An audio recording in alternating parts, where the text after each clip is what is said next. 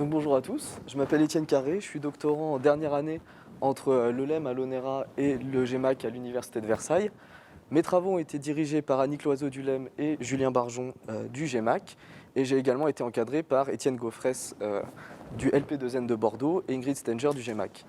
Mon projet fait plus globalement partie de l'ANR EPOS BP qui regroupe ces deux labos, donc le LEM et le GEMAC, ainsi que deux labos affiliés à Thales.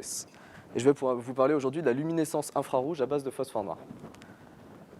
Qu'est-ce que c'est que le phosphore noir? Le phosphore noir, c'est un cristal qui est dit lamellaire et qui est composé de plusieurs couches atomiques reliées entre elles par des faibles liaisons dites de Van der Waals.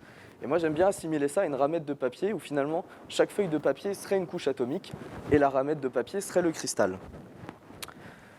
On peut venir enlever les couches atomiques du cristal en exfoliant le phosphore noir, comme on viendrait enlever un certain nombre de couches de papier de notre ramette, pour ensuite obtenir un matériau 2D, un matériau bidimensionnel, qui a une épaisseur nanométrique et des dimensions de surface de l'ordre de la centaine de microns.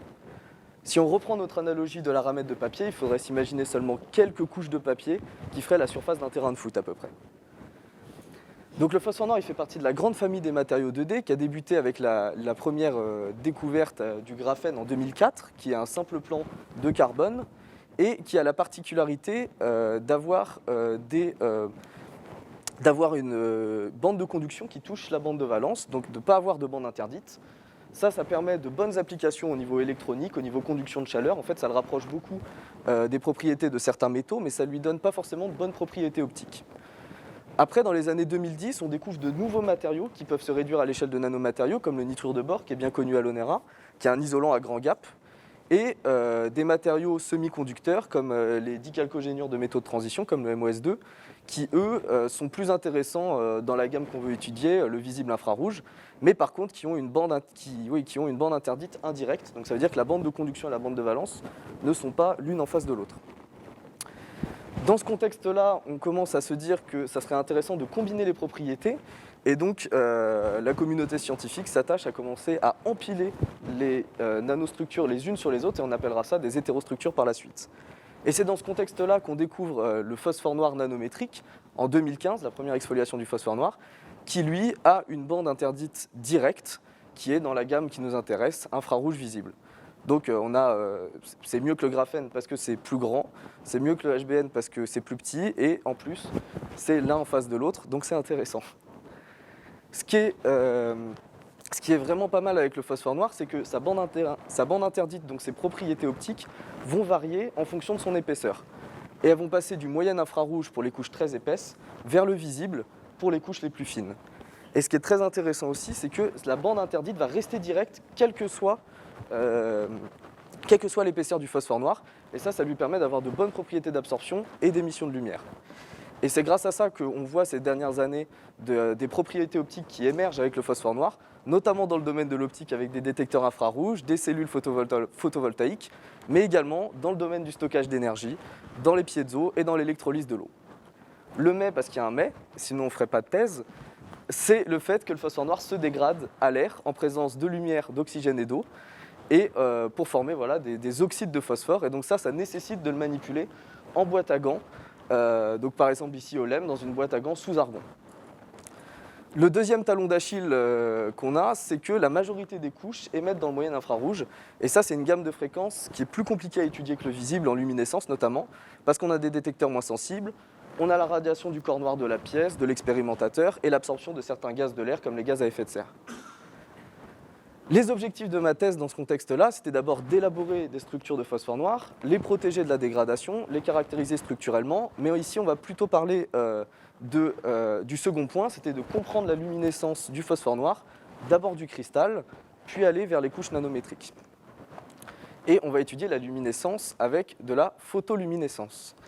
Donc la photoluminescence, comment ça marche? On vient exciter notre électron qui est en bande de valence en bande de conduction à l'aide d'un laser. L'électron passe en bande de conduction.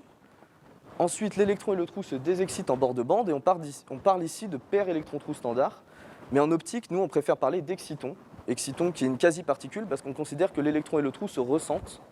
Ils se ressentent par force de Coulomb.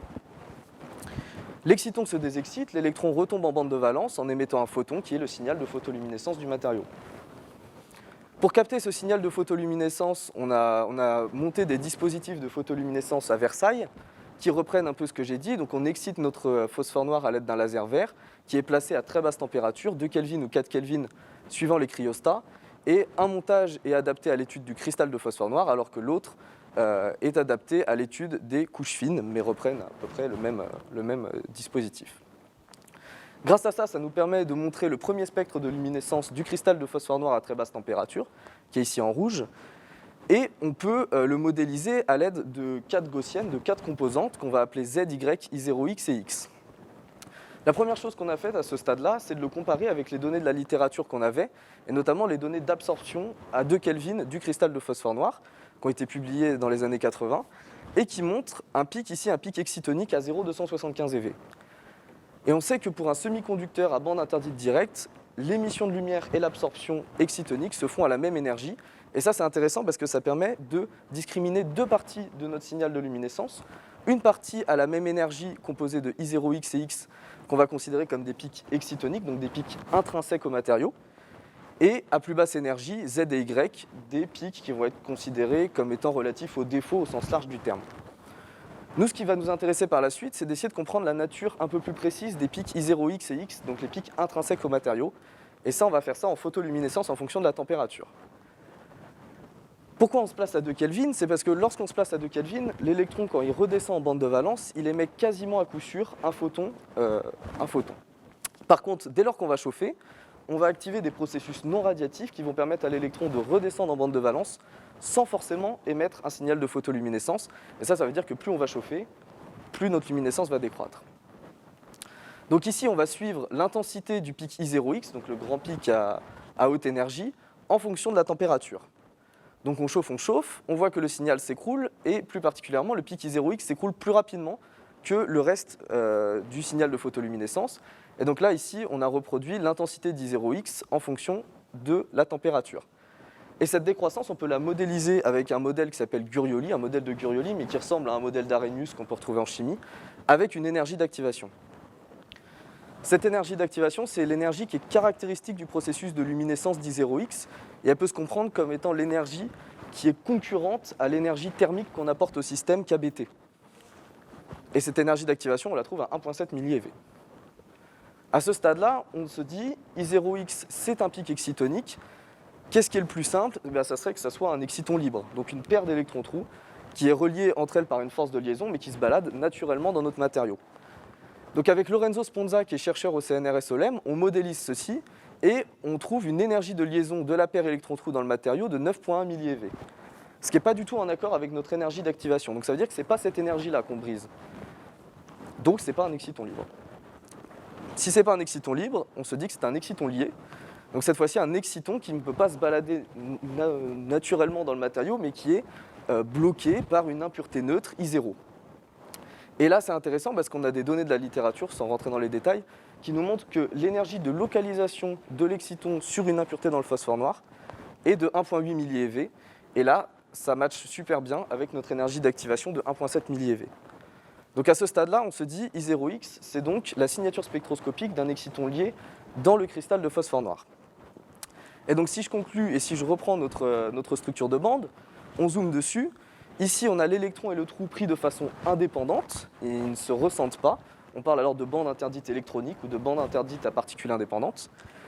Si on considère qu'ils se voient, on stabilise l'ensemble par une énergie de liaison, on parle d'exciton. Et ici, pour le cas d'I0X, on stabilise encore l'ensemble par une énergie de localisation. Mais on peut prendre le problème à l'envers et se dire, cette fois-ci, si on ajoute l'énergie de localisation à l'énergie de l'exciton lié, on est censé tomber sur la signature spectroscopique de l'exciton libre.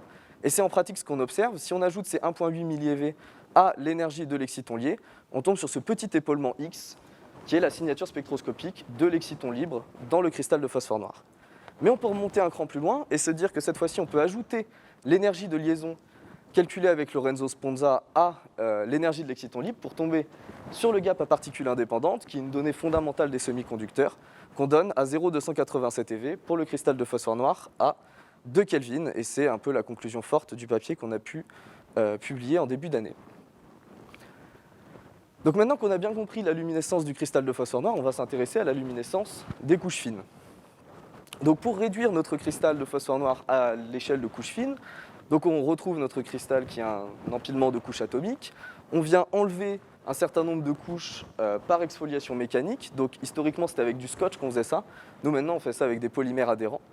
On vient déposer ces couches sur un substrat qu'on vient recouvrir à Thalès par une petite couche d'alumine qui est transparente. Donc c'est pratique pour faire des observations optiques et qui en plus a le bon goût de ne pas se dégrader à l'air comme le phosphore noir.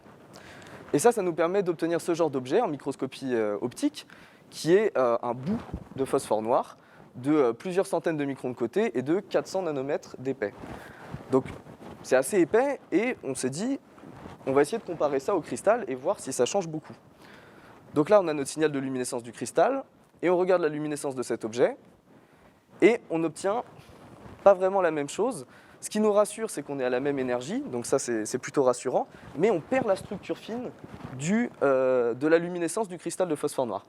Et ça c'est assez intéressant parce que l'exfoliation mécanique est généralement considérée dans le milieu des matériaux 2D comme une technique douce qui a tendance à préserver les propriétés optiques des semi-conducteurs. Et là on montre que pour le cristal de phosphore noir, c'est pas forcément vrai parce que justement on perd cette structure fine. Par contre, ce qui est intéressant, c'est qu'on se raccroche aussi à la littérature qui, eux, ne montrait qu'une seule gaussienne, qu'une seule patatoïde pour les couches très fines de phosphore noir. Et ce qui va nous intéresser ici, c'est de suivre l'évolution de l'énergie de la luminescence des couches fines en fonction de l'épaisseur. Donc, on exfolie plein de phosphore noir. Chaque point correspond à un sample qu'on a fait. Et on voit que plus l'épaisseur est faible, plus l'énergie de luminescence va aller vers le visible. Et donc là, tout est reproduit ici. Donc on a l'épaisseur mesurée des bouts de phosphore noir et leur énergie de luminescence. Et là, on peut discriminer deux parties aussi. Une partie où finalement, l'énergie de luminescence ne bouge pas tant que ça, à haute épaisseur. Et ça se comprend parce que l'électron et le trou qu'on génère dans le matériau, ils se baladent sur une zone qui est bien plus petite que l'épaisseur du phosphore noir. Que le phosphore noir fasse 1 micron ou 50 nanos, lui, il ne voit pas la différence. Donc les propriétés électroniques ne bougent pas tant que ça. Par contre, dès lors qu'on va passer une épaisseur critique, qui est à peu près de 20 nanos, là, l'électron et le trou, ils ne peuvent plus bouger aussi facilement qu'ils veulent. Ils sont contraints dans le matériau et on atteint un régime de confinement quantique et on observe l'ouverture de la bande interdite dans le phosphore noir. Ce qui est intéressant, c'est que cette ouverture, elle peut se modéliser à l'aide du modèle du puits quantique à potentiel infini, où on sait que la bande interdite va varier de cette façon-là, de façon inversement proportionnelle au carré de l'épaisseur. Et donc on reprend nos valeurs, on modélise avec ce modèle de puits quantique à potentiel infini, et on voit que ça marche super bien. Et qui plus est, la masse effective de l'électron, enfin de l'exciton plus précisément, matche bien avec les données de la littérature qu'on peut avoir sur le phosphore noir. La question à ce stade-là, c'est qu'on peut se poser si le modèle de puits quantique à potentiel infini n'est pas un peu naïf. Parce qu'on considère l'électron et le trou de façon indépendante, mais nous, on est face à un exciton qui est censé se ressentir par force coulombienne. Donc on repart voir Lorenzo Sponza, on reprend notre modèle, et cette fois-ci, on dit que la direction d'empilement est nanométrique. Et on voit comment l'exciton va réagir et comment l'énergie de la bande interdite va évoluer en fonction de l'épaisseur. Et là, il y a deux composantes qui se dégagent, une partie cinétique, donc qui correspond à l'énergie cinétique du trou et de l'électron pris indépendamment, qui évolue comme un puits quantique à potentiel infini, parce que c'est comme ça que c'est défini. Mais cette fois-ci, on ajoute un potentiel coulombien qui prend en compte comment l'électron et le trou se ressentent. Et ce qu'on voit, c'est que les variations d'énergie cinétique dans notre gamme d'épaisseur sont bien plus grandes que les variations d'énergie potentielle. Et c'est ça qui explique pourquoi le modèle du puits quantique marche aussi bien avec nos valeurs de luminescence. Et donc là, on est passé de l'expérimental vers le théorique, et on va essayer de repartir vers l'expérimental en essayant de montrer, donc par l'expérimentation, que les variations d'énergie potentielle ne sont pas si importantes. Et comment on va faire ça? On voit que l'énergie potentielle, elle est reliée aux paramètres diélectriques, à l'environnement diélectrique des couches de phosphore noir, qu'on va essayer de faire varier. Donc si on reprend nos couches de phosphore noir, qui sont, je rappelle, encapsulées dans de l'alumine, avec un paramètre diélectrique de 9, et on va les comparer avec des hétérostructures cette fois-ci. Donc des hétérostructures qu'on fabrique à l'ONERA. On a monté un dispositif l'année dernière qui permet de sandwicher, on appelle ça, les nanostructures les unes avec les autres. et notamment donc de faire une hétérostructure nitrure de bore, phosphore noir, nitrure de bore. Pourquoi le nitrure de bore? C'est parce qu'il est transparent comme l'alumine, il ne se dégrade pas à l'air et en plus il a un paramètre diélectrique qui est très différent de celui de l'alumine. Et là, ce dont on s'attend, c'est que finalement les variations de paramètres diélectriques n'engendrent pas une grande variation, et c'est ce qu'on observe avec les points bleus. Les points bleus rentrent bien dans la courbe, et donc on montre bien que l'énergie de luminescence du phosphore noir est robuste aux changements, aux variations de paramètres diélectriques qui entourent les couches fines de phosphore noir. Voilà, donc pour conclure, on a mis en évidence la luminescence du phosphore noir à basse température, on a identifié la nature des excitons et donné une nouvelle détermination du gap électronique du phosphore noir. On a pu observer le régime de confinement quantique dans les couches fines et le confronter à un modèle. Et on a mis en place un dispositif de fabrication d'hétérostructures à l'ONERA en boîte à gants qui a permis de mettre en évidence la robustesse du gap au changement d'environnement diélectrique. Merci pour votre attention.